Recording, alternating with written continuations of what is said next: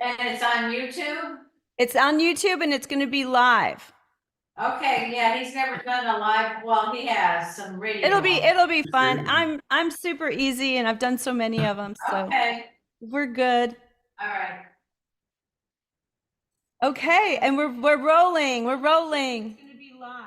It is live, and we're live now. Hey everybody! Thank you so much for coming. I'm so excited about the guest today. His name is Bruce Gernon. Did I say that correctly?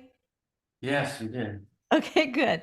And he is an amazing. He has an amazing story that I happened to find, and I was like, I'm just going to reach out just in case, because I when I realized that it happened in 1970, I didn't know how old of a pilot you were, but luckily you were a young pilot, so you're still literally actively telling your story and writing books and all that. So can you tell everybody just a little bit about you and then we'll get into the story? Okay, and thanks for having me on your show, Of Carmen. course. Yeah, well, I started flying in 1965 when I was 17, and that was in Lantana, Florida. And I got my pilot's license when I was 18, and I worked with my dad in the construction business. So we bought an airplane back then in 1966. It was a Piper Cherokee 6 passenger. Really nice brand new airplane. And we were developing subdivisions in South Florida, but we wanted to do something in the Bahamas. So we would fly to the Bahamas about every other week and search for land. And after a few years, we finally located a piece of property in Andros Island. It was a separate little island right in the bights, they call it, in the middle of Andros Island, where there's a series of islands that cuts right through the middle of the island of Andros, which is 110 miles long and 40 miles wide. It's the Oh, biggest wow. island in the Bahamas. So we were doing the connections with the government to line that up. And I had made a trip to the Bahamas well, close to 100 times over the 5-year period. And I made the flight to Andros more like a dozen times. Mm-hmm. And then we got a better airplane called a Beechcraft Bonanza. And that was also a single engine, 6 passenger, but it flew close to 200 miles an hour, and it was a real solid airplane. And still being manufactured today, almost identical to the new one, except all the upgraded avionics. But the airframe is almost identical because it was such a classic plane. It's lasted a long time. And so it was on December 4th, when this event took place, we had flown to Andros the day before. We would fly from Palm Beach International Airport, and then we'd fly direct over Bimini, and then just make a slight turn toward the east, and that's where Andros Island was. Okay, so just a quick question. Every time you went to Andros, did you cross over the Bermuda Triangle? Well, yes, Okay. of course. But, to me, the Bermuda Triangle is actually in South Florida, in the Everglades area. I've actually got some photos of what creates this mystery that took place over the Everglades. And I've had an experience with the mystery with my wife in 1996 over the Everglades. So that's also a mysterious place, just like the Bermuda Triangle. Have other people had the same experience? Or is this something that was just isolated with you? Because I hadn't heard anything about the Everglades before. Yeah, especially on the southern edge of the Everglades, where the Everglades meets the Florida Bay. Okay. It's where thunderstorms it form a lot. It's almost like an incubator for thunderstorms. Lots of times there'll be thunderstorms in that area, and there won't be any others in Florida. But yes, there have been other planes in that area that have experienced it. One of them, her name was Carrie Trantham, and I've met with her, and her flight became fairly famous, where she had the experience. And then there's another flight where the Coast Guard was involved, following an airplane, and a little airplane that is. They were playing cat and mouse, and they had right in the same exact place where my wife and I had the experience, right in the spot I was telling you. He entered I call it electronic fog. Yeah, I love that you named it. I was like, you coined it. Yeah, the thunderstorms produce this, and so he was in clear, beautiful weather, and the Coast Guard had him on radar and was talking to him, and then all of a sudden he says to the Coast Guard, "Don't follow me. I've gone IMC, which means instrument meteorological conditions, and means visibility is near zero, and here he was in clear weather." And so he did a classic thing that many pilots have been in this electronic fog, and many have escaped from it, Hmm. luckily. But he wasn't lucky, because it can produce spatial disorientation, because Right. mainly because your compass will be slowly rotating, and it's telling you you're making a turn and you're not making a turn. So you make a turn, and you didn't really want to make a turn, and because you followed your compass apparently. But anyway, they usually go through a series of 5 to 7 turns, trying to figure out what's going on, and Man. no one And that understands it. happened to you too on the way when you had your big event. So Yeah, you also had the small event with your wife in the Everglades, which I didn't even know about. And then you had the other one. Do you mind sharing both of them? I don't know if you're on a time constraint, because if you're on a time constraint, we'll only do the big one. yeah. No, I'm sure, I'll tell you whatever. Okay. And but the guy I was talking about went through the series of turns. He was at only low at 1,500 feet, and he had a co-pilot with him too, and it was at night. But he ended up doing what many of the pilots had done, and they entered what's called the graveyard spiral. And once you enter that, you really can't pull out of it. And the plane was flying along it, it dives down and it starts spinning while it goes down.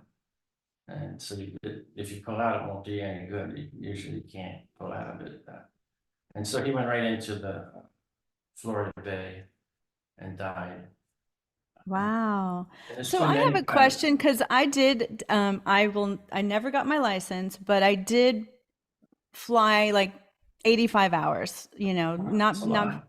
well, and it was so much fun, and I learned in the mountains, and we had lots of strange things happening there too, but they were all like, natural phenomenon that, you know about. However, one of the things that you probably know when you're learning is they have you do that barrel turn thing where you come out of it.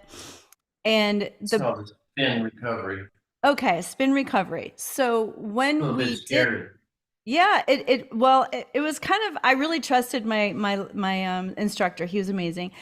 And so it didn't scare me. You have to, be ready for all those G's, so to speak. But my question is, I didn't understand, like, I remember him telling me, and if it's wrong, it's wrong, but I remember him saying, even if you did nothing and you're spinning like this, the plane will find its way out. So what's the difference between that and a graveyard spin? Well, not all planes will pull out of it. There's a couple of little maneuvers you need to do while it's doing the spin. And the Okay. difference is there isn't much difference except for with the graveyard spiral. the speed is what's different. Mm, And your spin, you started off from a stall yes. near zero. Just started, your speed started increasing as you started spinning. And before it increased to the beyond your red line, you pulled out of that spin. So Right. what happens with the graveyard spiral is they go beyond the red line. And now Okay. they can't pull out of it. Wow. Even if you pull out of it, it'll actually increase your speed. Okay. And then I also didn't know that it depended on the plane. So that makes sense. Yeah. Yeah. But yeah, So 85 hours, that's a lot of hours to never get your license. So you're yeah, just, I moved and we moved to Dallas and it was so hot here and the little planes don't have air conditioning and I was a little bit of a diva and I was like, I do not want to sit on 110 tarmac. I'll do it in the fall and then I just never did it. yeah, those cabins get awful hot in the summer if you don't have air conditioning. Yeah. They do. They do. But in the mountains it was great. Oh, yeah. Okay, so if you don't mind sharing, I have so many questions for you, so I almost don't even know where to begin. But if you could just give us a short synopsis of the one that happened in the Everglades, and then after that, explain to us why you named it Electric Fog. Okay. Well, let me tell you why I named it electronic fog first. It was way Okay. back in 19 around 78. Charles Berlitz, Charles Berlitz wrote the book Bermuda Triangle, Hmm. and then he wrote a sequel, and I played a major role in the sequel. And an old pilot called me from New York after he read the book, and he explained to me this fog that he was in right off of Florida, right off of Miami. He said he was about 15 miles off Miami. He entered this fog, and it was the weirdest fog he'd ever seen. He said he explained that it was kind of like looking at a television, a black and white television, when it out of tune and everything gets all fuzzy. Snow, yeah, like it's like pixelated. So I thought, well, I was in the electronic fog too, and I couldn't figure it out. And when he said that's what it kind of looked like, I said, wow, he's right. It did kind of look like that. So I said, so I'll call it that. And Yeah. I kind of stole it from him, but he was real old. Sure, he's not around anymore, but I appreciate that he said that. He just wanted to let me know what happened to him. And he said that he had a time warp also while he was in it. He was offshore Miami, and he only flew for, say, 10 minutes or so. And all of a sudden, he's offshore at Daytona Beach, where he should have been not nearly that far ahead. Yeah, that's so, I mean, I absolutely believe it. I believe there's so many phenomenon that are spiritual, that are electrical, that are magnetic, that are, so many different things. So it's really fun to hear this. For me, I think it's so cool. I've actually, if I could do anything, I think time jumping would be one of them, or jumping like faster to places, like that movie, The Jumper. Maybe we may start doing that in the future. I But know, right? Well, yeah, it was cool too because once I knew I was going to have you on, I really started looking at it, and I always try to look at the other side, and I look at the people debunking stuff. And one of the more interesting things that I found out was that there are 12 areas on the around the Earth. world. Yeah, Yeah. And what's that's so another. crazy is that six of them are above the equator and then the North Pole, and then six are below the equator and the South Pole. And Hmm. it's wild that they line up like that. Yeah, they line up. Yeah. So that's the second time I experienced was 1996, and I didn't have my theory yet. See, it took me 30 years to come up with this theory about how electronic fog works. See, I coined the name way back in 78. That was 8 years after I experienced it. Hmm. Then I could never figure out why it was so strange until the year 2001 or so. And then I realized that the reason it is so unusual is that I wasn't flying through the fog. I was flying with it. It attached itself to me. So that's the main part that makes this different, and it makes it like a creative thinking to come up with that idea that a fog could attach to an aircraft. And so at first, all my pilot friends, I would tell them that, and they go, "Oh no, it doesn't work like that." Especially this one pilot named Owen Gasaway. They used to say he was a genius, and he owned the Lantana Airport. I told him, he was one of the first ones I told. And this was way back in 1971. I told him, and he said, "Well, no, you had vertigo. That's what it was. You had vertigo." And so I questioned. I said, "No, I don't think so." Well, something different. And no, he's not. Had to be vertigo. Well, anyway, he comes up to me like 10 years later or more, and he says, "You know, that electric fog, it's kind of like St. Elmo's fire." Oh, He said, "I had that wow. attached to my propeller once, and it wouldn't go away for a long time." He says, "That you're probably right about the fog."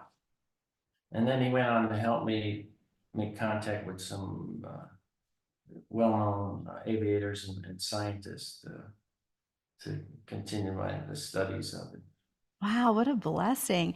And I Yeah. want everyone to know too, and I'm sure you'll tell the whole story in a second, but he wasn't alone. And I think that's a big deal. You know, the fact that you were with your dad and a business partner, Mhm. um, and they experienced it with you really Right. validates your experience. You know, a lot of times people are by themselves when those things happen, Yeah. and everybody's like, yeah, sure. I wish I could be a time jumper too. Yeah, it helps, but they um, never got to realize that it was attached to us, Right. because they both died right in the year around the year 2000, Right, right before. and they both realized something unbelievable happened though. And of course, they couldn't explain it like me, because I spent all time ever since it happened working on it every day, and then I had better vision than them too. I had 20/10 vision when this happened, so Wow. I could see things that most people couldn't see. So I really got a good look at what happened. But anyway, I didn't have this theory. It didn't hit me until 2000 year, and this was 1996, and so I got another good witness, and she's still alive, so that helps too a lot.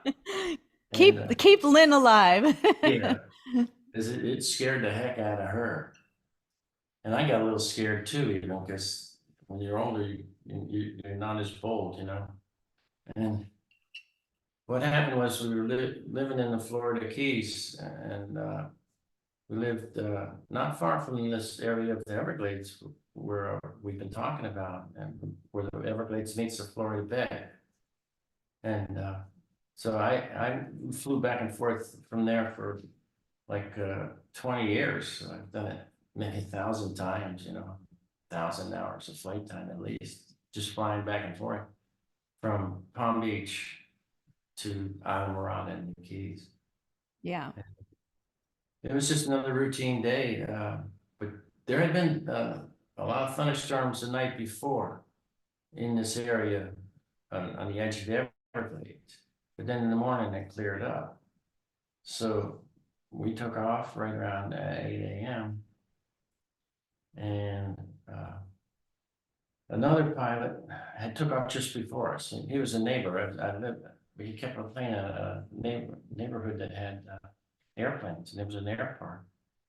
And he took off just before me, and his name was Carl Burton, and he was going to Tallahassee or something, and he got over the Everglades, and he turned around and came back, and I just took off while he was starting to come back, and one of the other neighbors got on a handheld microphone, called him, and said, "What are you doing, Carl? How come you coming back? I thought you were going all the way to Tallahassee."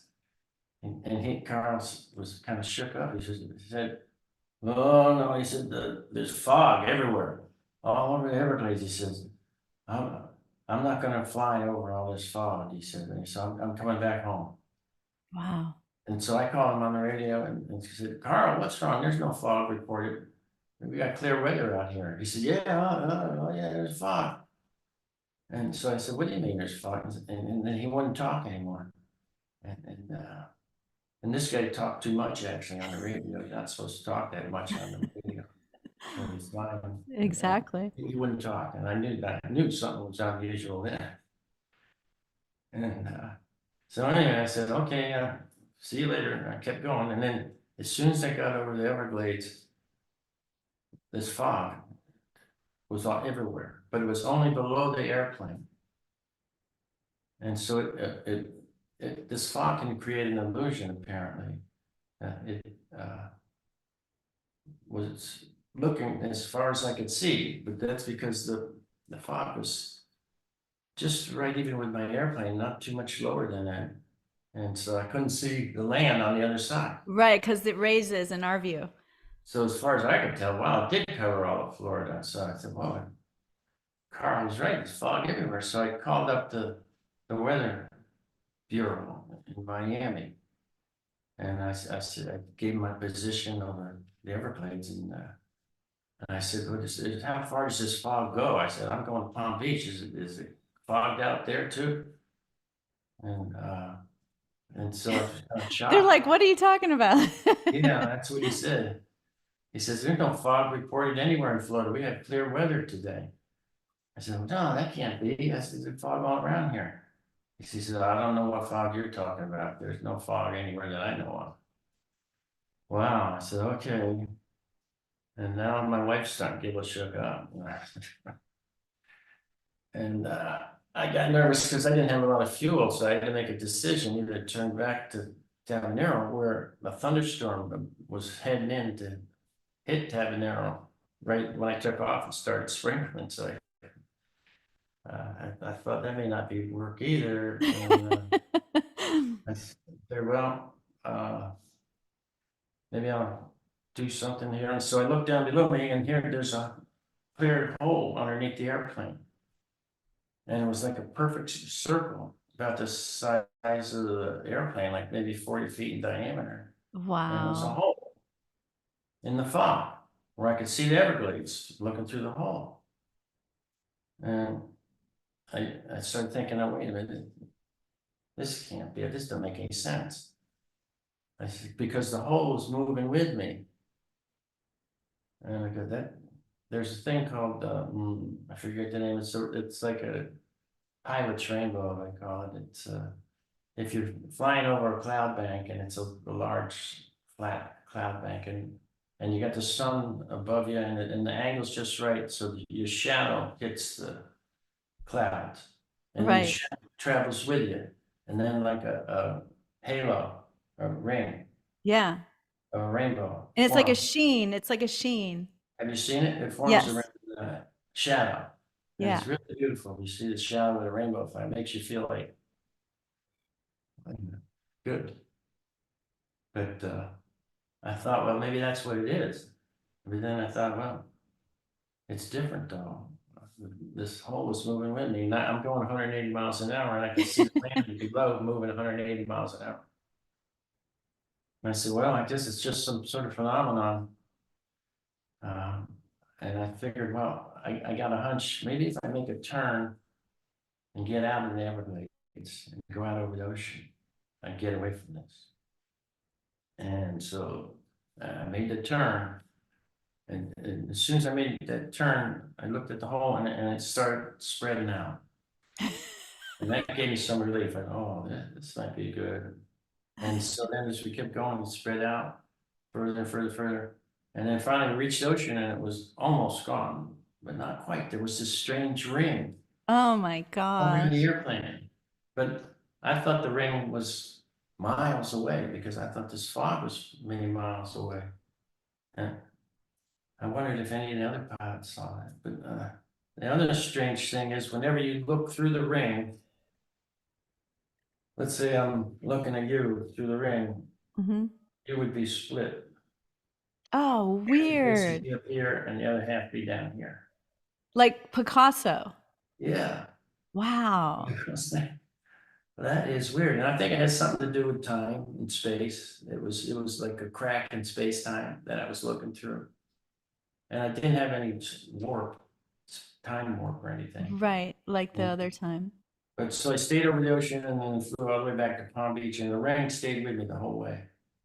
And it didn't go down, didn't go away from the airplane until just when I was touching down on the land. It disappeared. And so, I couldn't forget it, but I didn't know what it was. So Now, then, was this a different aircraft than the one you had when you were younger? Because I know a yeah, lot of planes can last forever. Okay, it's yeah, a different plane. it was a Cessna 210 Centurion, single engine, 6 passenger. Got it. Okay. And so And now let's go back to when you were 20, unless you have something else to say about that one. okay, but 6 years later, though, Oh, okay. when I was working on one of my books, it hit me from doing a lot of research from other pilots. One named Martin Cady, famous German pilot, had experienced the electronic fog, and he explained it in detail. Hmm. And he had this identical situation to me, only not only did he have the hole on the bottom underneath him, he had a hole. Oh, wow. Did But you he even could look see up? clear between the sky up here and here. But he was in between the two layers. And Wow.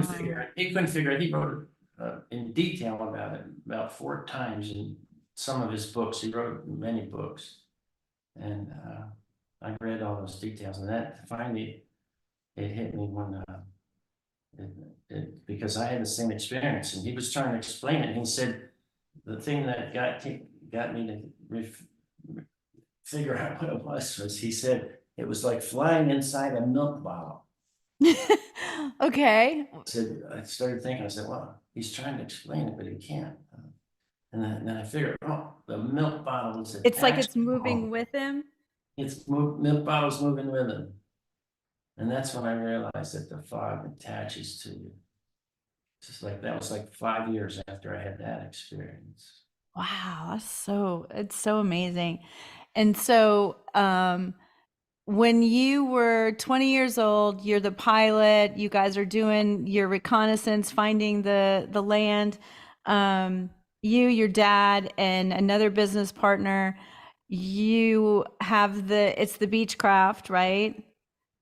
Yeah, Brandon Yeah. Beechcraft. Okay. And so start with that story and share with everyone all the details. And this is why I usually split the screen and have me on half and the guest on half, but I have you on the whole screen or me on the whole screen because I want everyone to see all of those photographs behind you that have been created that help people see what you saw when you went through it. Yeah, you can see the photographs, yeah. And if you go on Bermuda Files is the name of my channel on YouTube. I'm making videos and putting things in more detail than has ever been done because they've done all kinds of videos about me without my permission. Like Yeah. Bright Way has done one that's had like 50 million views. And no one has ever gets the story actually right. Okay, this is It's awesome. actually Okay, it's before we get complicated. going, I want people to go follow him. Is it Bermuda Files and it's white and it has a triangle? Yeah, Okay, he only has 65 subscribers right now, and yeah, everybody's used his story and they've gained like tons of followers and tons of views. So if you can help him out, go to Bermuda Files. It's at Beyond Bermuda Triangle, but the name is Bermuda Files, and it is the first one that came up for me, at least. yeah. And so I just subscribed, so now you have 65. Yeah, I appreciate that. That would help. Yeah, I'm trying to get the lot. This is like a major cause for me. I've been doing it for 53 years now. I've been telling people, and now that I'm 77 years old, I'm gonna tell it for the rest of my life. And my goal is to try to get, like every pilot should be familiar with what this is. I agree. I was thinking the same thing because one of my son's friends is a pilot. He does private. He's a pilot for a private plane, and I was like, I wonder if like he's ever experienced that because every pilot experienced that. I didn't even fly very often. I hit a microburst. It was wild. All of a sudden you feel like you're just like in an elevator that's just crashing down. It's wild. And so if anybody has time now or do it later, not only check out his channel and become a subscriber, but get notifications, because this is very nice of Bruce to give us his time. So the least we could do is follow him. All right, so let's go to the time warp, time jumping experience that you had from Abacos to Miami. Okay. I was 23 and I had around 600 hours flight time. And most of it was in the Bahamas. So we were coming back from Fresh Creek Airport on Andros Island, planned on going first thing in the morning. And so when I woke up, I heard the thunderstorms blasting away, and I knew that we're probably going to have to wait a little while. And sure as heck, it was just totally overcast. And I've seen the modern weather. I've had meteorologists look up the weather on that day in July. I mean, it was December 4th of 1970. And in the morning, the entire island of Andros was covered with heavy thunderstorms, but it was clear all around everywhere else. So we had to wait, my dad and I and our partner. And we couldn't call the radio and get the weather report because back then Andros Island had no phones at all. So we were our own meteorologists. Wow, that's scary. So it started letting up around 2 o'clock. So we went ahead and headed to the airport. By the time we got ready to take off, it was just a light sprinkle. So I figured, well, it looks like it's gonna finally dissipate.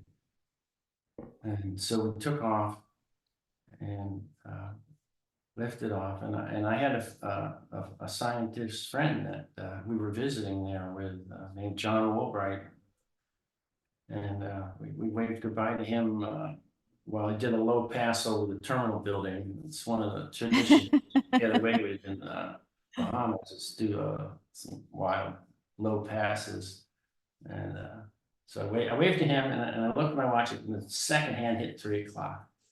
And I checked all the watches on the chronograph on the airplane. And it was all time, everything was working. Dad had a watch, Chuck had a watch. Watches were everything back then, as far as navigation was concerned. So we paid major attention to time. And I climbed up to 1,000 feet and I leveled off because the ceiling of the clouds was 1,500 feet. So we stayed below the clouds for the entire length of Andros at 1,000 feet. And in about 10 minutes, we reached the western shoreline. And I could see that the cloud bank was not over the ocean where the Great Bahama Bank was, and it was clear. And it was only over the island of Andros. So that was good. We had looked clear. So I decided that we could make it back home. And we reached the shoreline and I looked out and about maybe a couple of miles offshore was this strange lenticular cloud. And it was only about 500 feet above the surface. And I didn't know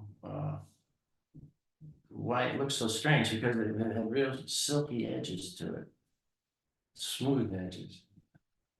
It was just hovering there. And it was about 1,000 feet thick and maybe it was a mile long and half mile wide. And it was directly on our flight path, so I had tuned in Bimini Island radio, and I have an instrument, a direction finder with an air needle that would point to the Bimini. So we use that along with checking our time. So it looked harmless, the cloud did, so I said, figure, well, no big deal, we go ahead and start climbing up. So I started my ascent. And when we got to about 3,000 feet, and the cloud was down below us then. And I was able to contact Miami radio and get a weather report and file my flight plan, which was a requirement because we had to go through the air defense zone before you get to Florida. Right. And the weatherman said that it's good weather all the way to Miami. That sounded great. And, he said there are some big scattered storms around South Florida, but you should be able to circumnavigate them to get to Palm Beach. I said, okay, good. So signed off with him and looked down, and here's a cloud right below me. I go, wow, I thought it was clear weather. Couldn't quite All right, figure just it to out. interrupt real quick too. So if behind you, the very first photo that you have hung with the one that kind of the cloud that looks sort of like a UFO, is that the lenticular cloud that you saw that was under you? That one. Here, yeah. That's Yes. what it looked Okay. like offshore. All right. I just wanted to I just wanted people to be able to see kind of what you're describing, because I do think it helps. There's so many different kinds of clouds. Yeah, so that's the one, that's in the cockpit, you can see below it of the airplane. And that's about the time we started our ascent and climbed right up over it. Okay. And so now I'm at like 4,000 feet. And it's still right below the airplane. I was thinking, well, that's weird. We should be at least 1,000 feet above it now. But we were only a few feet above it. And then the airplane sinks into the cloud. And visibility goes down to 0. And I'm still climbing. Wow, this is unusual. And then I figure, well, it's got to be a cumulonimbus birth of this storm. And I just happened to climb over it right when it was being born. Right. I should be able to get out of it pretty soon. So I kept on going, and then I would pop up out of it and get above it. And I'd only get maybe 100, 200 feet above it. And then it would catch up to me again, and I'd sink down into it again. And this happened about 5 times. And I kept climbing and climbing. And when we got to 10,000 feet, my dad said, well, maybe we better fly back to Andros.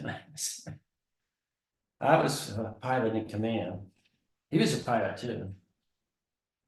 But I was a better pilot. And he was a better navigator. And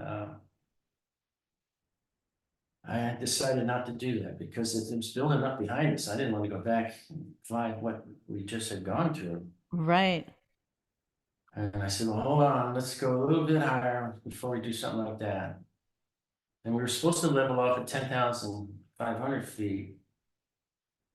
But we were still in the clouds then. So, but then when I got to 11,500 feet, I popped out of the clouds. So that was a relief. So I leveled off the plane. Now another 10 minutes had passed, 20 minutes gone by now. I leveled off to cruising speed close to 200 miles an hour. Right. Tried to sit back and relax from what I just experienced. And I look around, I go, what the heck? And as far as I could see, that second picture shows a curve a little bit. It was curved, but it was behind me now. And I could see like 10, 15 miles on either side of me. And it was curved, the whole thing both ways. But now this storm that I escaped from was built up to probably 25,000 feet. Real high up. And I noticed a strange thing about it was perfectly symmetrical. It wasn't like scalloped like most squalls are. I figured it was a squall. But anyway, that got out of my sight in a couple minutes. And then 4 minutes later, I look in front of me and here's the opposite of what I just saw behind me. A huge cloud bank built up in that perfect curve again. And this time I noticed another strange thing it was laying on top of the ocean. Because my first thought was, oh, I'd fly under it. Right. I figured usually there's a ceiling, of 1,500 feet, 2,000. No ceiling. It's laying right on the ocean. Oh, that's weird. Now it's up to like 40,000 feet. And I said, well, I can't fly over it either. So I figured, well, I'll penetrate into it then. See if I can fly through it. Because I was on an instrument course direct to Bimini. Right. So I head in it. And this time it was kind of weird. It wasn't like a thunderstorm with heavy rain and lightning, but it had lightning. And so the lightning was flashing, and it was different than any lightning I've ever seen before. But it may not be that unusual, but I used to fly through storms that weren't too vicious Right. in times. Because I had a storm scope on my newer airplanes, and I do that to just clean the airplane off, fly through the rain. I enjoyed it actually, but this thing had no rain, and it's flashing, really strong flashes, and so the deeper I went in there, maybe a couple miles, and it got to the point where all I could see, visibility was at least 2 miles, so I see the ocean below me. But then it got to the point where I couldn't see the ocean below me because it was so dark. And then Right. the flash would go off and then, oh, there's the ocean. But then the Oh whole my sky gosh. would flash with it. I go, oh Oh my. my gosh. So So, were your dad and the partner getting really scared? Because a lot of people that aren't pilots yeah, aren't ready for this kind of stuff. I think they were petrified. Yeah. So I was making all the decisions. So I just And turned. you had to focus. Like, I'd be like, you be quiet. Don't say a word. Yeah. Get ready to open your doors. Right. Man. Oh my gosh. Okay, so one quick question, because I do believe, like, as you're going through this, you're remembering it like you're 23 years old again. But Yeah. when you look back as a 77-year-old, when you describe that fog and that curve, they were unnatural to you. You hadn't seen them anywhere else as a pilot. Even the lightning, it wasn't like bolts, it was more like Oh, just light, right? flashes. Yeah. Yeah. And I have seen flashes, but usually with bolts. Like you Yeah. see both. You see both. And so I was just curious because one time I was in a plane and we were headed back to Dallas and it was a private plane and there was a storm, but the tower said, well, if you can get over 40,000, you can do it. And we did it, but it was one of the most beautiful things I've ever seen because you're looking at a huge storm from above and Yeah, that's it nice. was tons of lightning. It was beautiful. Mm. So wild. Okay, so the other question was, looking back, do you see that it had that pixelated electric fog look also? And that you just weren't filtering for that when you were young because you'd never thought about it before? Or do you, at the time, you just clearly thought it was just fog, just a storm, and you see it different now? Yeah, well, it may be related to the electronic fog, but it wasn't quite the same. Okay. It was a storm that I was flying inside the storm, no doubt, but it was too intense with electricity, so I popped out of it after I'd been flying now for 6 minutes. So then I started heading south, and I figured, well, the first thing I did was I contacted Miami Radio and told them that I deviated from my flight path because of a storm. And they said, oh, no big, they were real calm and cool, you know? And I'm looking back, I think the reason they were calm is because they didn't see anything on their radar. Right. This type of storm doesn't pick up on the radar. This was an unusual storm. It may have something to do with methane gas or losing Right. out there, but that's another story. So I'm flying along the edge of this storm, hoping it comes to an end where I can fly around it. And they said, yeah, go ahead, call us back after you get around the storm. And so I kept going south, and then what I saw was I could see the other storm that I just flew through eventually. Hmm. So I realized that the storm that was behind me curved into the storm that was ahead of me. And what happened though, it started back here, and apparently it spread like this, and then it met on the bottom, mostly on the bottom. And there was like a valley where the two big storms didn't quite meet on the top, but they met on the bottom. Right.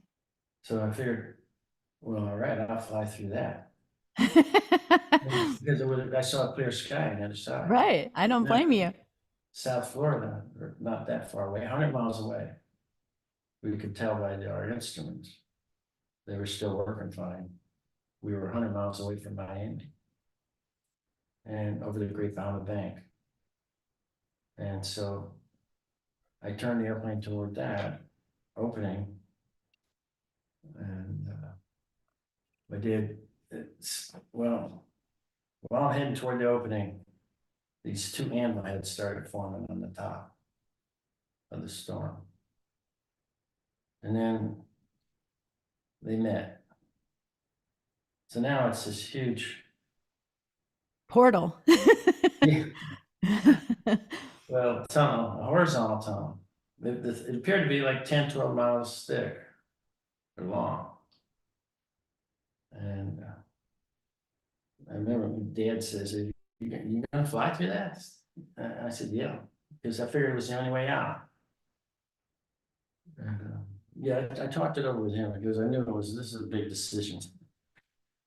And he said, okay, let's go ahead and do it. And then I noticed that it was still getting smaller, you know, and it was happening kind of fast. I didn't realize it was happening that fast. And actually, my timing was off a bit. I need to be flying faster to get through it, you know. I figure it's going to take me about 3 minutes to get through it. And then I noticed it was a little below the airplane, the center of it. So I started descending, and then I went to full power because I saw that it was closing. So I'm going 220 miles an hour right on next to the red. And I knew I was taking a chance when this happened.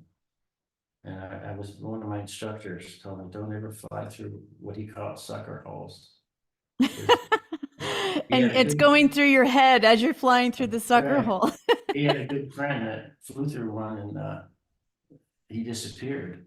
Wow. At the time, I thought he probably must have died, I guess. Too bad, crashed. And then now I'm thinking about it, it's like, I think maybe he probably actually disappeared. Right, exactly. And you kind of open your mind to these things, especially when you experience them personally, you know? Yeah, so it's getting there close, and now it's probably maybe 500 to 700 feet in diameter. And that's when I penetrate into it. Thank the Lord. They look like that one, where you see that one's just about to form. That's where Right. the planets, they met Right. on the bottom first and then on the top. And then so when I entered it, all of a sudden, like, all these lines formed.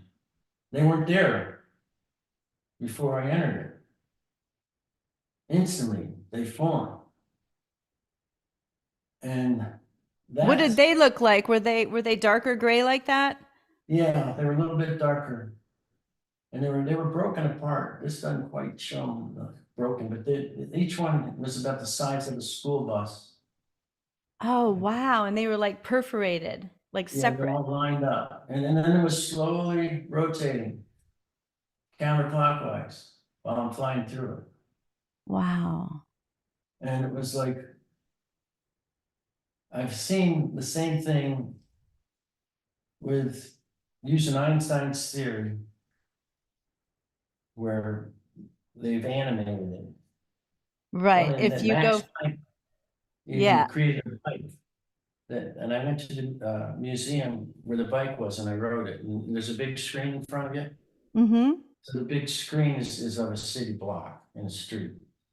And so you ride the bike, when you're barely moving, and everything looks normal, but then you start going faster, and then it's almost like this happened. Right. Everything starts to get weird looking on the side, so you're going, the Yes. faster you go. That's what I was experiencing, and that is supposed to be traveling faster than time Yes. when you're doing that on the Max Planck bike. Faster than light, right? Yeah, Yeah. And so, what's interesting is I had started, I would say 7 years ago, seeing things pixelated. Does that make sense? Like if I was pouring water, I could see it separating, if that makes sense. And every once in a while when I'm driving, I see a car go by, but I see like that where they're separate pieces, if that makes sense. And then I can kind of see like a car will go by and I'll see the leftover like cloud going behind it, so to speak. And it doesn't happen all the time, but just every once in a while. Um, and then also like if I pour salt, I can see it in like little rectangles. It's weird. Yeah, I that is wonder if strange. Anybody ever tell you what that, I can't tell you what's going I, I've on. ne- I've never even met anyone that has I would have talked to about it. Yeah. Yeah, it's very strange. But when you were talking about that, I'm like, oh, that kind of reminds me of what I Yeah. see when things are moving. Yeah, well, I hope you don't disappear someday when that happens. 'Cause a lot of people, not a lot, but people do disappear on Earth too. Yeah, Don't just well, let it walk. I just have big faith in Christ. So either way, whether he takes me or not, I trust him. Be good. So anyway, it should take me 3 minutes to fly through that tunnel. Right. It's only in there for about 20 seconds. And then when I popped out, my wingtips scraped the edges on it. Like I Like you missed. could hear it, No, I couldn't hear but anything. they were just touching it, just like, so you just made it like in like Independence Day or Star Wars or any of those. Like you, Yeah, that's pretty incredible. I know that the timing of this is just out of this world. But after I popped out like that, I looked behind me and I watched the tunnel collapse. wow. And then it turned into a slit, and then the slit was still rotating. That was not a In cloud. the blue sky that I thought I'd be in, I saw it for a second, less than a second, but immediately disappeared. And that's the point where the electronic fog attached to me. So I figure this electronic fog is created inside these tunnels. Right. And that's where it attached to me, right there. And at that point, there's different theories now I'm working on to try to figure out what happened. I may have, the latest theory is that when I came out right there, I instantly traveled 80 miles inside that tunnel. Inside that 3-minute tunnel that took you 10 seconds, Uh-huh. you went 80 miles. Yeah, because it's like a wormhole. So you go in one end of it, Yeah. but the Phew. other end, you come out way ahead. Even though you didn't have to travel very far. Right. So I came out 3 miles, or I was 10 miles offshore of Miami, where I should have been 90 miles offshore of Miami.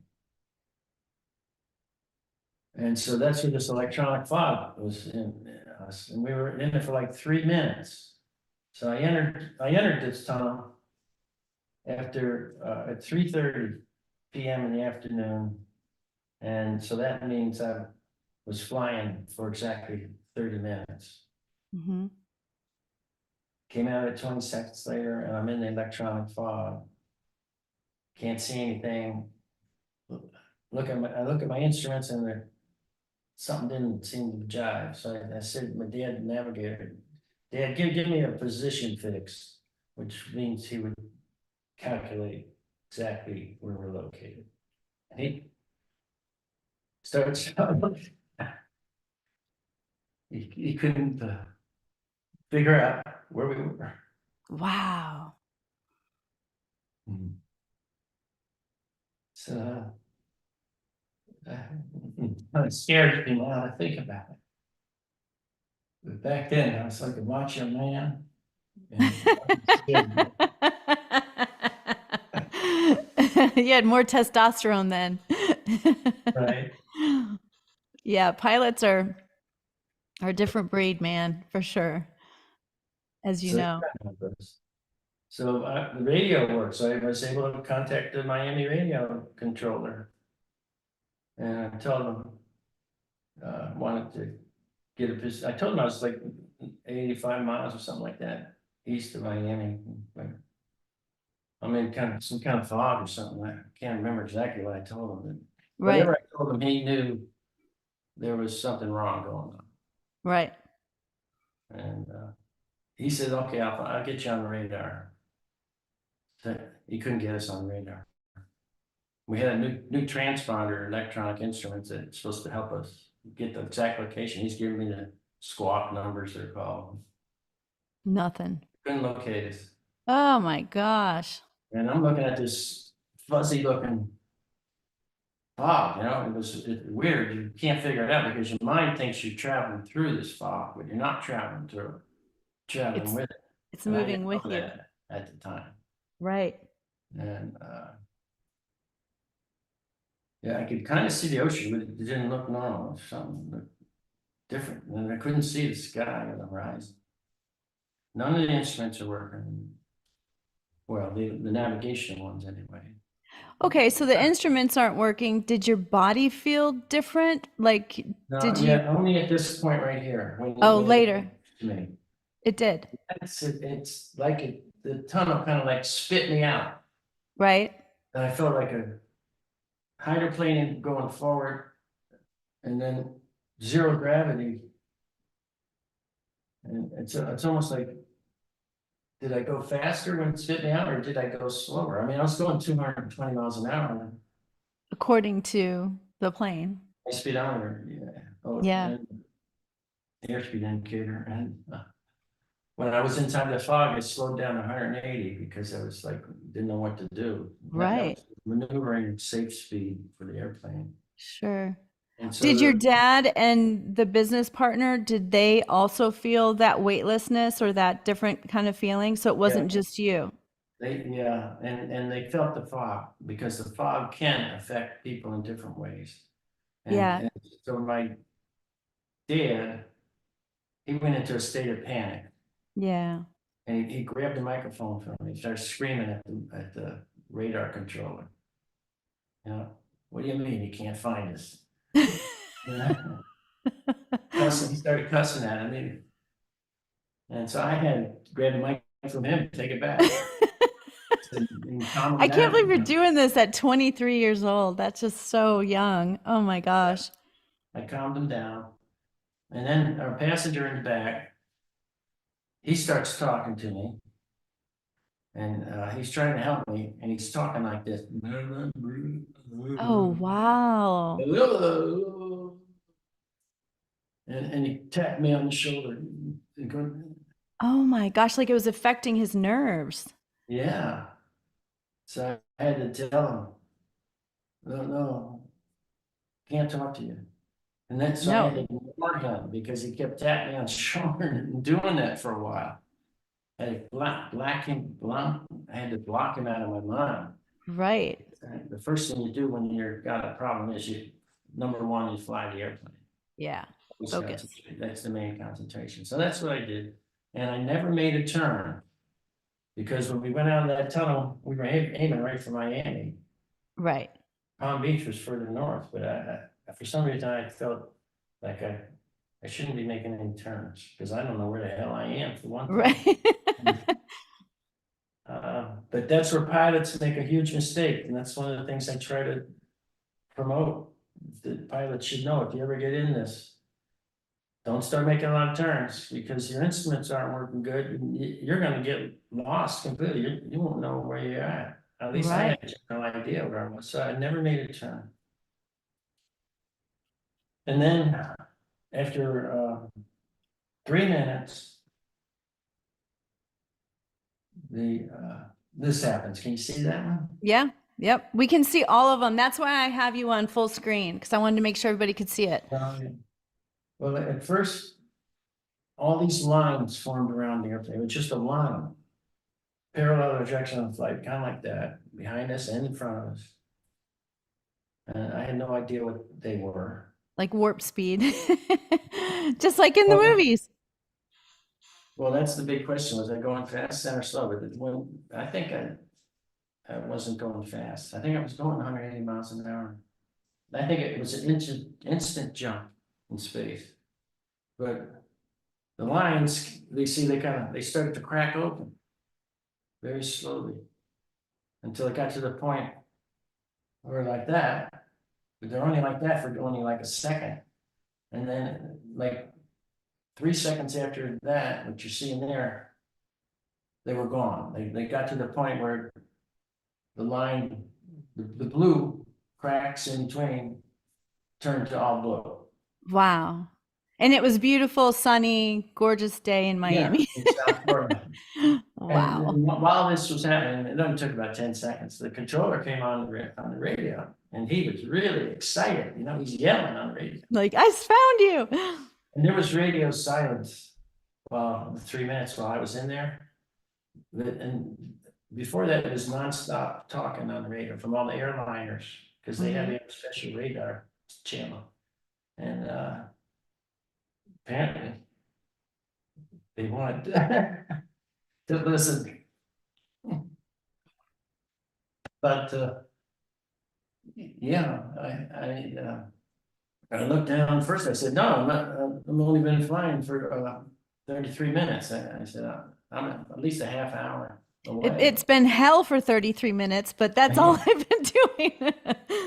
And he says, "Are you sure you're not over Miami? I got a plane directly over Miami Beach." I said, then my eyes kind of refocused because it was kind of dark, and then it got bright all of a sudden. And I said, "Oh wow, you're right. Right over Miami Beach." Wow. So you literally gained time.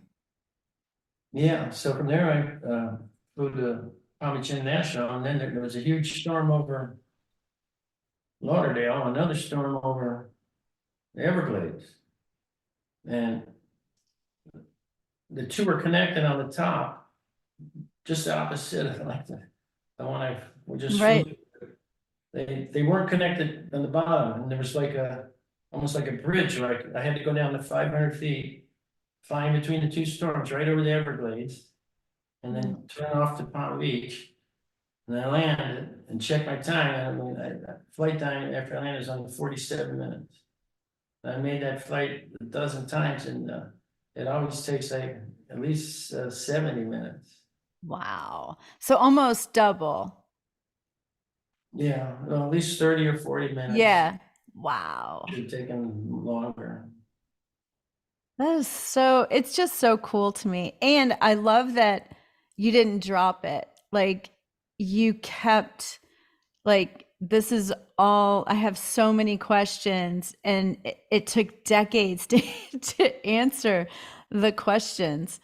And there's something like 50 documentaries about you, and I saw you were on Sean Hannity about 8 years ago, and yeah, I was trying to find as much stuff as I could. That's when he wasn't political. Yeah, he looks so young too. I really appreciate it. He backed me up.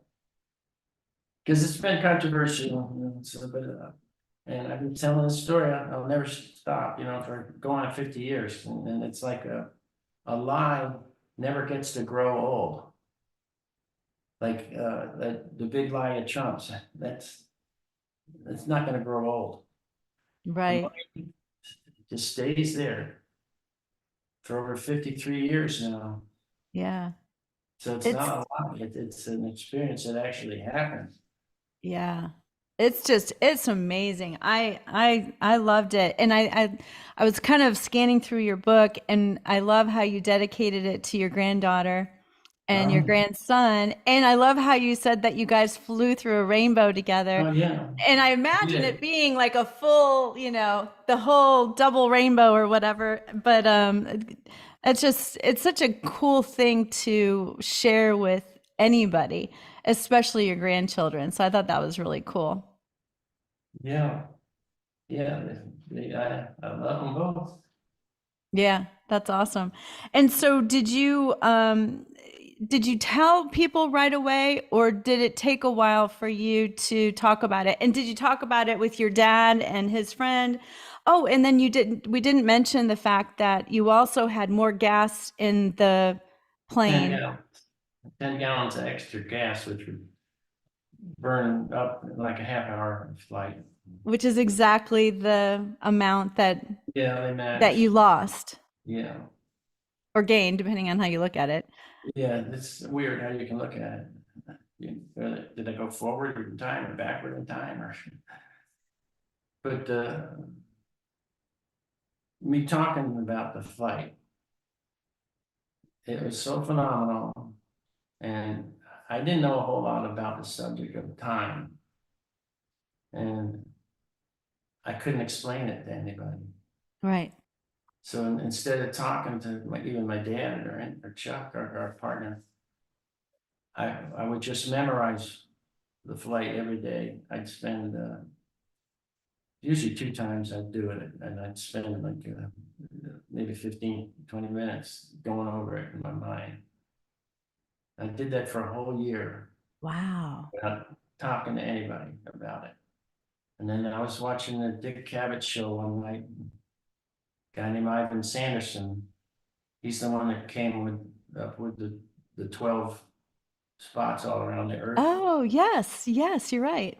He mentioned, I think he called it the memo of the lost. It wasn't even called the Bermuda Triangle back then. They call it so many things, the devil's triangle, all Yeah, kinds of things. And Ivan was the one, if I recall, that like not only found those, but he calls them devil something like evil vortices or something like yeah, that. big vortices. Yeah, yeah. Yeah, so he was And it's explaining about the one right off of Miami. And then when he said it may have something to do with a time warp, and then it hit me. It hit me. That's what it was. It was a time warp.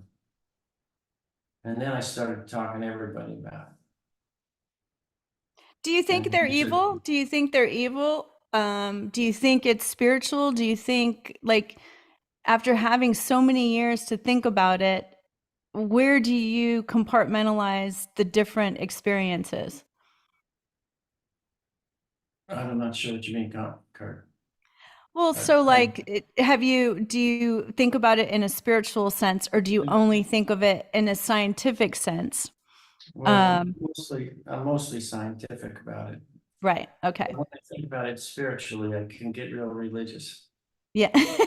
Timing was as if an angel was guiding me or something. Right.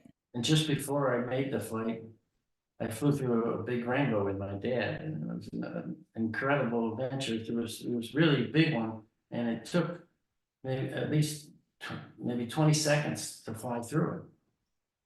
And so Wow. flying through, we're looking out, it's just all these incredible Beautiful. all around in the air and above us, below us to the side. And then we just slowly passed through it. It was just incredible. And that was 2 weeks before this happened. Yes. And then also like just before that happened, I saw maybe 3 rainbows at the same time. And have you seen a rainbow that turns into a circle when you're above it? Yes. Yeah, so I saw a couple of those, 2, 3 Yeah. maybe. And then I go through the big one. And then I've talked to scientists and they say, no, you didn't see 3 rainbows at the same time. I go, well, really? No. Huh. Yeah. They said that's impossible because the sun is the source. And we only got Right. one sun. Right. And he said, the only way you could, one scientist, he was the head of the University of Miami physics Mhm. department. Had an interview with him on TV, and he said the only way you could see more than one rainbow at the same time would be if you were the light source.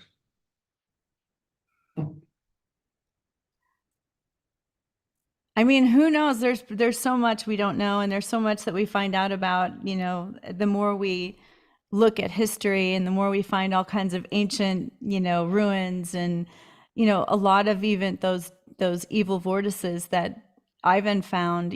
Some of them have like amazing, like in Japan, it has like this whole like world underneath. They call it like the Japanese Atlantis or something like that. Devil's triangle. Yeah, I'm trying to remember. I don't remember all of the different names, but I just was blown away at. There's still so much magic here that we don't know about because we haven't figured it all out. And I do agree with you. Like something could happen with the methane. I know that they use that as a reason with all of the ships because the methane would rise something, and if a boat happened to be already tilted and it lifted it. But I still think there's more to it. Did it look like a vortex like that one where it's a spiral like that? Because somebody asked a question here in the chat. They said, is it like a horizontal tornado? And then somebody else said, sounds like a vortex. Did you feel electrified hair standing up when you drove through it? Well, yeah, especially right when I made it through the other end, it was electrified more or less. Or But the other demagnetized? possibility is with UFOs, UAPs, like that lenticular cloud.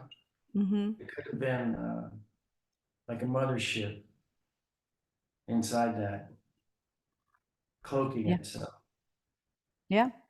And then I don't know what, maybe it like was taken off, getting ready to take off to another planet or something, and it formed that exhaust trail behind it, Yeah. like a wake turbulence. And I got caught up in that. And it was 1 month after I had this experience. And this was in January. I went flying at night, and it was a perfect night. And a girlfriend went with me. I mean, she was my witness, but I don't know who she is now. Yeah. So of all things I do is I take off from Palm Beach International. It's just perfectly clear sky everywhere, calm. And I start ascending to 10,000 feet. That's the level I was at when I went through the tunnel. And I level off and fly over Miami. Back then, didn't even need to get permission to fly Wow. over Miami. So we fly to Miami, and then I head offshore. And I get about 5 miles offshore, and we see a strange orange light quite a ways away, like maybe near Bimini somewhere. And it's kind of doing some strange maneuvers, like bobbing up and down. Reminds me of what Columbus saw. Right. And then all of a sudden, it shoots right at us. And it got to the point where it took up almost the whole windshield. and it was huge, and it was orange, and it was kind of glowing, and it appeared to be metallic, and it had a dome on the top of it. And it was a flying saucer shape. And I thought, well, that's it, we're gonna die. So I went ahead and made a sharp turn to the left. And then when I looked back, it was gone. Whoa. I was like, what just happened? Wow. It was on the same exact flight path that I was on when I came through that tunnel at 10,000 feet. And over. Wonder you never saw that girl again. No, I'm kidding. But there's something there at the 10,000 foot level Right. between Bimini and Miami.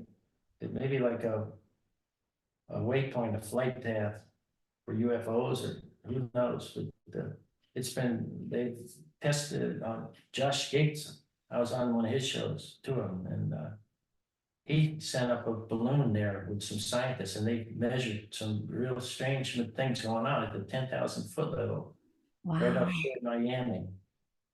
And airline pilots had told me that, yeah, sometimes when they're coming into Miami, when they get at 10,000 feet on the way in, some weird things happen sometimes, they say. Yeah. Yeah. I bet, I was just going to ask that actually, if some of the other pilots that do that run regularly have had some experience or something similar or some odd thing with time. But it's just so cool. I do have a question for you because I just realized I've been keeping you a long time.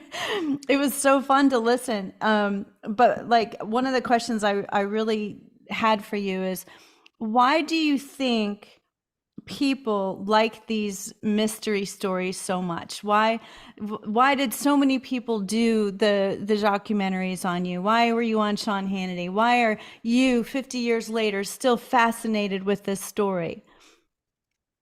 In your opinion, I mean, obviously. Why do other people besides me do interested in it? Yeah, why do you think that even you, what For drives that? me, it's because it's exciting. It's been exciting for me to discover things related to it.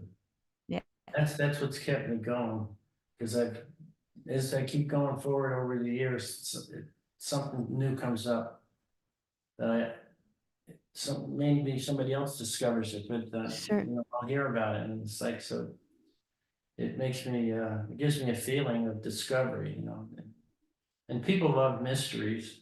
Yes. And so this is one of the world's greatest mysteries. And I believe the electronic fog is the major component that causes it, but the rogue waves are probably what causes most of these ships. Right. The other thing is the portal. We seem to be on the verge of scientists discovering that there is something they're calling a portal, Yes. and that's going to be a major Yeah. discovery when they It's realize. interesting. I have a video, I'll send it to you, that I did with a gentleman by the name of Joseph Jordan. And he lives in Florida also. And he has spent years studying any type of UFO sighting and abductions. And years and years and years, he wasn't a Christian. He didn't believe in any of this stuff, but then he started hearing these abduction stories over and over again, and how they had so many similarities in that they were not fun. They were dark, and so I'm glad that your instincts were to turn away from that orange, wild, crazy ship looking thing that was coming towards you. But I think you'll enjoy it. And he came to the belief, once he realized that the people who rebuked the entities that were supposedly abducting them, they disappeared. And the people who didn't, who stayed fearful, had continued visits, and they were, being kind of tormented in a way. It's just it's really interesting. And I don't know, what all's connected, of course, because like I said, there's so many mysteries. And I do think for me, it's truth. I want to know the truth, right?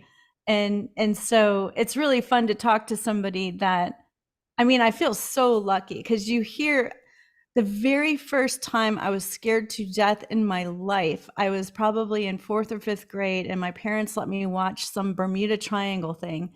Hmm. And I was scared to death of it. And it's always been kind of like this little family joke. And my daughter, says, "Oh, I'm getting married in the Bermuda Triangle." But thank you so much. Is there anything that you would like to share that we hadn't covered? And then also, I would love for you to show people the names of your books, or show the books, or because I see one of them there. And then also your website, anything else that you want to share with people. Well, a neighbor that's a well-known author, he just told me a story that I can relate to about a jet pilot. I'll try to make it brief. Okay, yeah. Yeah, I'm in no hurry. I'm loving this. This guy, this was 30 years ago. This guy was a government Navy man, a top pilot, and he was testing a brand new jet and for the government. And he's flying all over the Atlantic Ocean, and they're telling him where to go in different directions. And he's up pretty high. I think he's 30,000 or so, and he's all alone in the jet, in a very remote area, I guess near the Bermuda Triangle. And, he enters a fog. So that's the part that got me. Oh, maybe it was the electronic fog. Exactly. And it was so strong, and I believe it has different strengths, this electronic fog. And this fog was so powerful that it started shutting down his jet.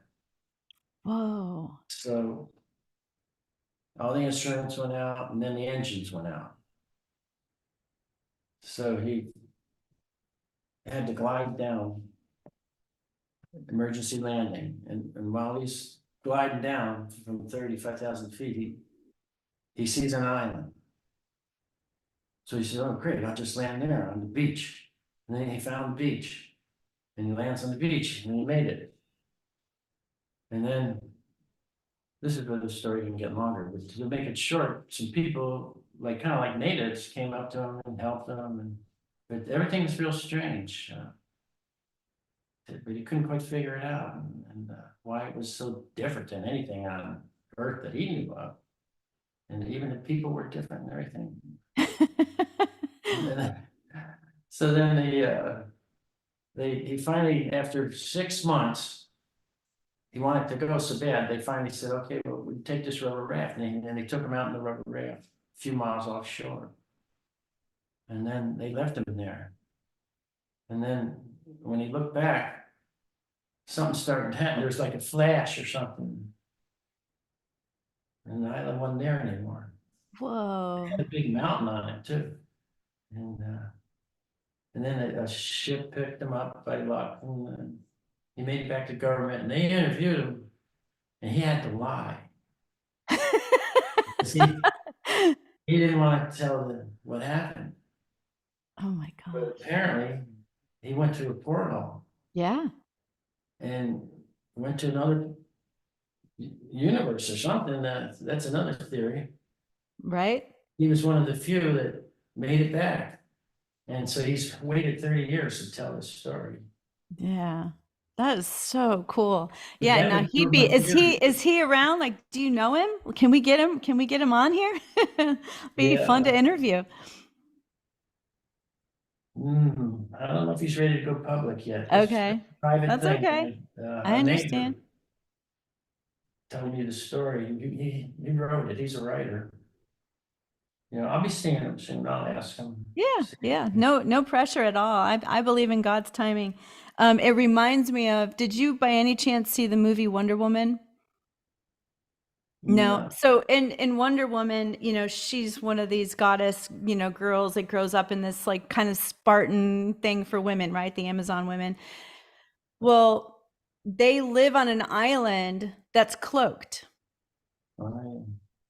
And people can't see it because there's an optical illusion that makes it just look like it's sea and air.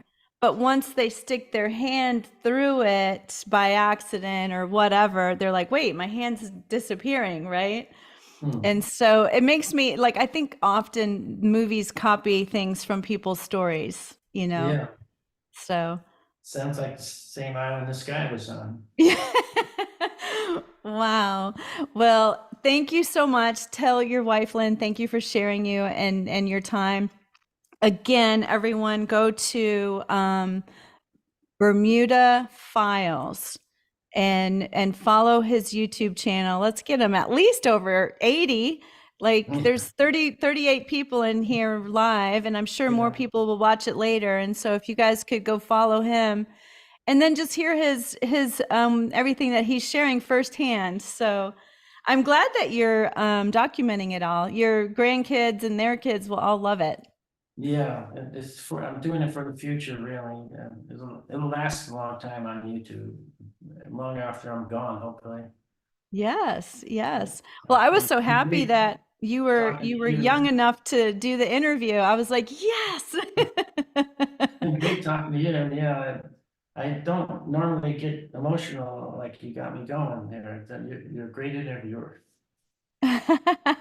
Well, I think too, the older we get, the more each moment becomes more valuable, and we get a larger capacity to carry what it is that we emotionally carried. And it's Yeah, actually allowing you to love more. Like you're increasing your capacity for love, and you're thinking about your dad and his yeah, partner, and that's just my compassion. yes, absolutely. And thank you, Deborah. So there's a lady in the chat that just put a link. So it's nice and easy for everybody to just click on Beyond Bermuda. Okay, so what are the names of your books? Well, the latest one is the Bermuda Triangle Survivor. Okay. I got that from Brightway. They had a video all about me with 25 million viewers, and that's their title. Wow.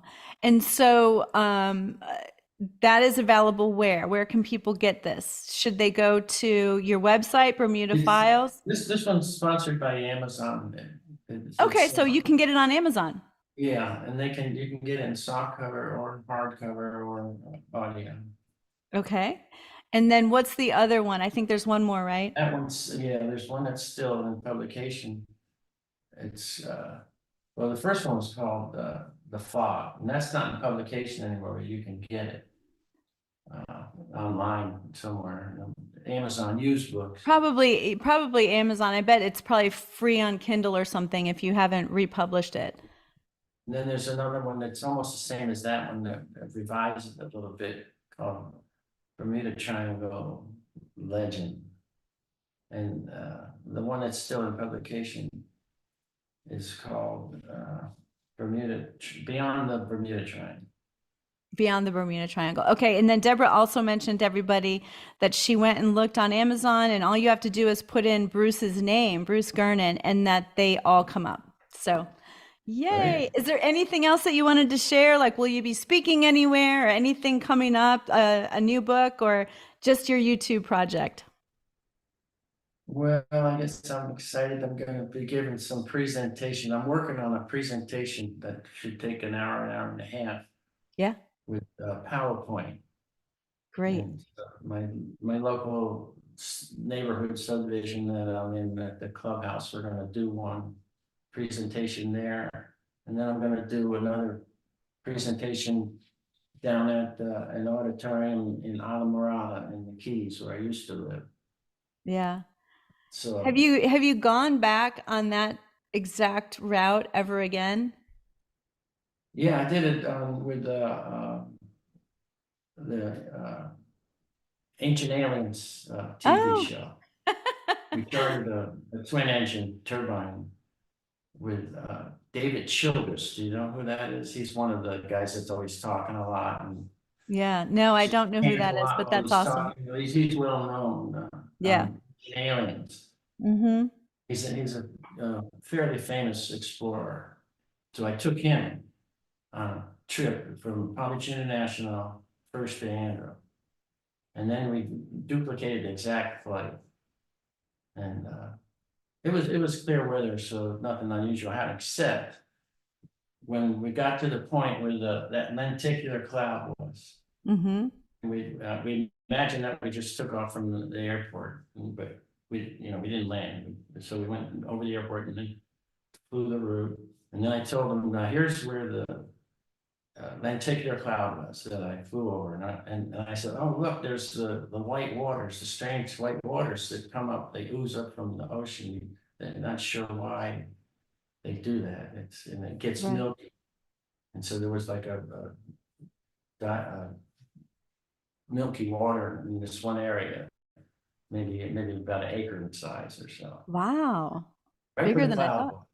And so, and then we fly right over it, and then the airplane goes. And Bruce, are we gonna die? Are we gonna die? I don't know if he was joking, but no, he wasn't joking. He got so scared when that happened right at that point. He thought it was over. It's funny later. It's not funny then. Because even that Yeah. time that we went over that storm, had I not been a pilot, I knew, first of all, shut up, don't say another word, just be quiet, let him fly. But I had my camera out because it was just amazing. And I just took video after video of just these beautiful lightning bolts and all that. Because we were at like 41,000 feet. There's some unusual lightnings on top of the storms too. Beautiful. And one of them looks like a jellyfish, the red thing that blows up. Yeah. I'll send you. I have all the videos still. I'll send them to you. They're amazing. Great. You'd probably like to see it. Oh, yeah. I love the clouds and storms. Yeah. Me I was too. born in Me a too. storm. A real big Oh, one. were you? Mhm. Isn't that so funny? And then you like went through a electric storm and now you have this really cool life mission to share this story about this unusual place that we still don't Yeah. have the answers to. Yeah, it is my mission. It's controversial, but I'm always up for the challenge.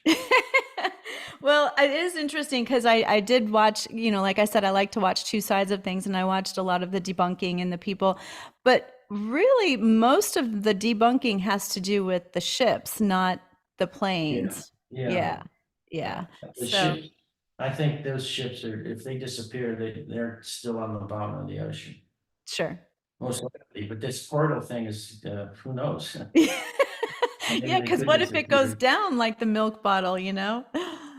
And then the ships that they found that are not disturbed, but the crews all disappeared. That's hard to figure That one out. was weird. And then like people went to like there was one where it was I don't remember what year, but it was way back, like before the 40s, and like one ship went and then it just disappeared, and then they sent another ship, but the people stayed on. Some people stayed on the ship, and the other ones went, and those people all disappeared.